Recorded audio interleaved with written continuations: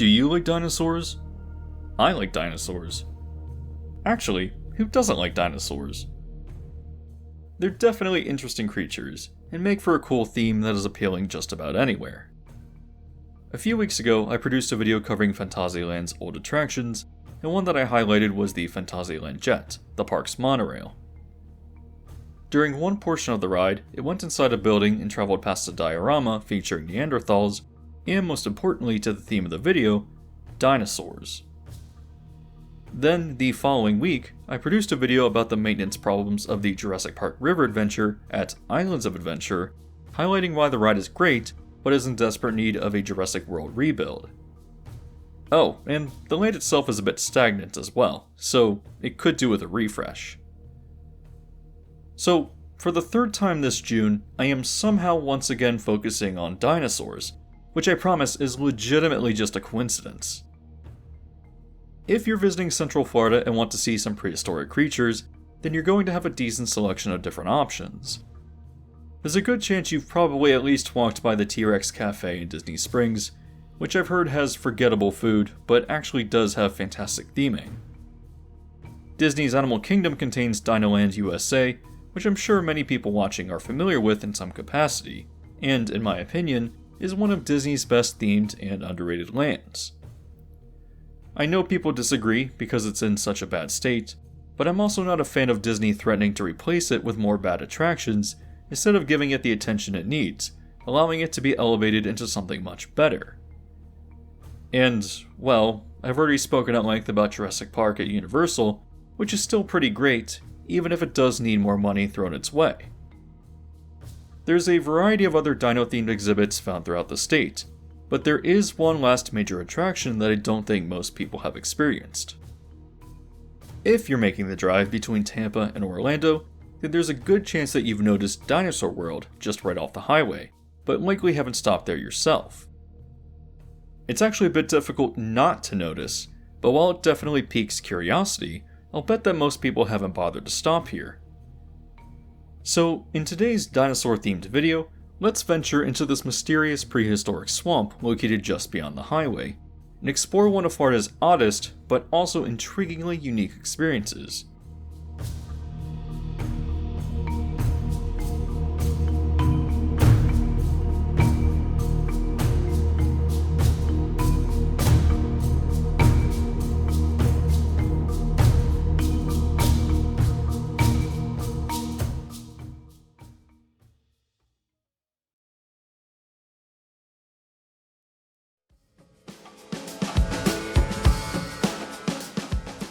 Just a quick reminder, but if you like videos like these, you can do me the favor of just hitting the like button.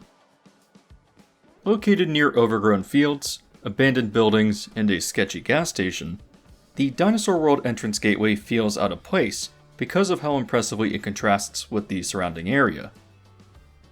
Once you drive through the gate and enter the parking lot, you'll walk past a Triceratops planted in a roundabout and make your way up to the entrance building, which itself has some fun theming with Triceratops bones flanking the doors, and a few other decorative elements scattered throughout. Inside, this will be the park's gift shop, as well as where you purchase admission, which is currently $20 per adult. You'll also have the option to purchase additional activities as well, which I'll cover briefly a bit later. I do want to point out that this is actually a really interesting gift shop though, with a ton of variety in its merchandise, ranging from t-shirts, toys, and nightlights, to geological formations like geodes, and even fossils, or at the very least, recreations of fossils as decorative pieces. I didn't look too closely, but I believe it was a mix of both. In one corner you can find a display with an alligator named Toyo, with a sign discussing his history, explaining how his final residence was Gator Jungle, which was the name of this touristy alligator farm before becoming Dinosaur World in 1998. On paying admission and leaving through the doors, you'll find yourself in an open area with its large patches of grass inhabited by various prehistoric figures, giving you a preview of what you'll encounter as you travel down to the swamp. However, this area itself does contain a number of attractions that are either free with admission or can be experienced as a paid upcharge. Activities included with admission include a splash pad, which seemed to be under refurbishment when I was there, as well as a dinosaur-themed playground. It's a bit hidden, but there's also a fossil museum tucked away inside the building connected to the gift shop, which does have an interesting and eclectic collection of various preserved creatures. This ranges from pieces of dinosaur bones to dinosaur eggs, and even gastroliths, stones swallowed by dinosaurs to help with digestion in the stomach. This being said though, not all fossils focused on dinosaurs, as despite being called Dinosaur World, this attraction more broadly encompasses various other prehistoric creatures as well. Examples of these fossils include a piece of a woolly mammoth tusk, as well as extinct sea creatures such as ammonites, trilobites, and megalodon shark teeth. On reaching the end of this small exhibit, you'll pass through a section featuring various animatronic dinosaurs, as well as a pterodactylus, which are triggered by nearby motion sensors.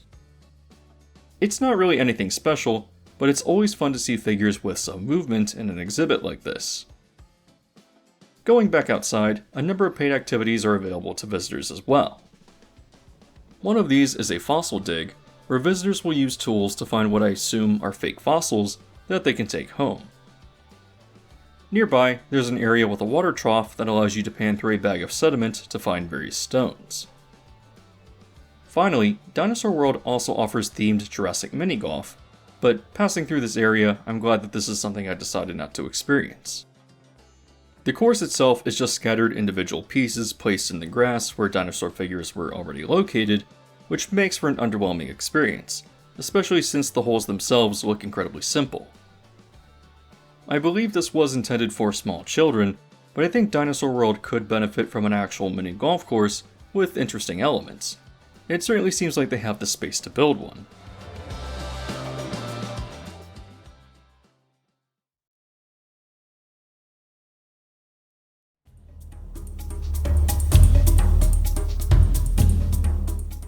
The main attraction at Dinosaur World is going to be its extensive walking trails located in a patch of swamp. You first start by walking through a small themed gateway and crossing over a bridge that traverses over a creek that flows under the highway. You'll also see a faux T-Rex fossil sitting on a hill, and if you look back, you'll see one of the T-Rex figures placed along the highway to draw people in. Your first dinosaur on the left does not have a sign, but I do believe that it's meant to be a Brachiosaurus. Also worth noting here is that if you're interested in plants, various signs along the trail will describe some of the species that you can find. Continuing forward, you'll step onto a boardwalk through the swamp, and if you look to your right, you'll spot a peculiar building with a T-Rex head and legs that is currently closed off. I believe that normally, this is where new dinosaurs are created and old ones are repainted, and I believe I read somewhere that there used to be tours inside this workshop. However, if that's the case, it does appear to be closed off and the building itself is under refurbishment. Your next dinosaur encounter is going to be the Dilophosaurus, and initially I was a bit disappointed that this was the inaccurate Jurassic Park version, equipped with a frill and capable of spitting acid.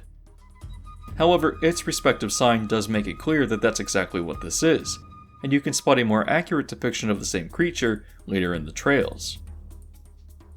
Just past this on your left is a Diplocalus, which was an early amphibian with a strange triangular head. Again, while Dinosaur World does have a strong dinosaur focus, it does depict a decent variety of other prehistoric creatures from different eras as well. Making your way further into the swamp, the path will split multiple ways, but going to your right, one of the small sections you'll encounter is mammoths, giants of the Ice Age. In this small section, you'll wander around a loop with various woolly mammoth figures, decorated with unconvincing sheets of ice, and a few boards that present information about these animals. It's not a big part of the experience, but does add a nice little bit of variety. As you move throughout the trails in Dinosaur World, you will continue encountering a number of interesting prehistoric creatures. These are supplemented by various activities, such as reaching your hand into a hole to guess what dinosaur you're feeling, and at one point, you'll encounter the Boneyard, which is a sand pit for kids to play in, themed as a fossil dig site. While Dinosaur World is a fun place to visit for all ages, it is obviously geared towards children, which makes it a great place for field trips. Still, as an adult, I had a lot of fun exploring the place and looking at the different dinosaur models, so it's still worth a visit even without kids. Further in, near the back, there is also the Exploration Cave, which is currently under refurbishment, but did contain an educational paleontology show, I believe. Near this is the Skeleton Garden, where you'll spot recreations of skeletons from both a Triceratops and a Stegosaurus. There is also a small educational display on paleontology, as well as recreations of skulls from a T-Rex, a Protoceratops, and finally, a Brachiosaurus. From this area of the park, you'll next encounter the Carnivore Boardwalk, which is pretty self-explanatory from the name. One of the first scenes you encounter is a Lycanops, a late Permian predator that is closer to a mammal than a dinosaur. Moving through the rest of this trail, you'll encounter a number of scenes focused on predators that show them hunting solo, hunting in packs, fighting for territory, and even being unsuccessful, perishing in their struggle with an armored herbivore. Once you finish the boardwalk, you'll encounter the last section of the park, Deinonychus Island, which is loosely a loop around the north side of the park, but has very little to do with the dinosaur it's named after. On crossing the bridge, you'll see a herd of Parasaurolophuses, with one of them having been successfully hunted by a pack of Deinonychus. However, as you travel further in, you'll spot a small scene depicting both an Elasmosaurus, which is a better known species of plesiosaur, as well as a Mosasaurus, a Mesozoic aquatic reptile. On this trail, you'll encounter a number of interesting creatures, ranging from the fearsome Ceratosaurus to the iconic Stegosaurus. Other notable prehistoric creatures include a Saurosuchus, which was a crocodilian ancestor, and the strange-looking Crassigeneris, a carnivorous water creature. Also notable at the end of this trail is the Dilophosaurus, which is now depicted in a more accurate way from the figure on the other side of the trails. Moving just past this, the loop is completed, which concludes the major sections of this area of the park.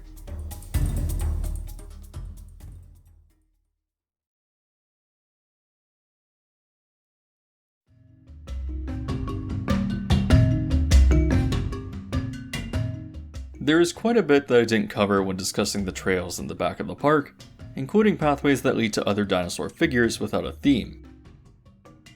One of the more interesting pathways is flanked by two T-Rex figures, and as you move further in, you'll encounter a loop inhabited by Allosauruses, Brachiosauruses, and a herd of Chasmosauruses.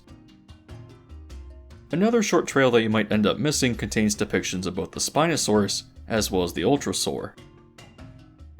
The themes on the pathways I've already discussed have been rather loose, as the Carnivore Boardwalk contains a scene with a herbivore, and I suspect that as the park has continued adding more figures over the years, they just kind of place them wherever they can find the space.